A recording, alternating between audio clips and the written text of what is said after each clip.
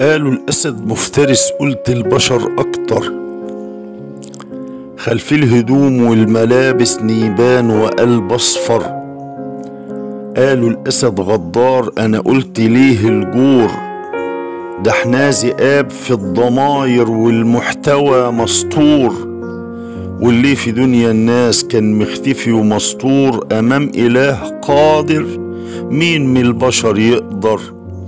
قالوا الأسد مفترس، قلت البشر أقذر.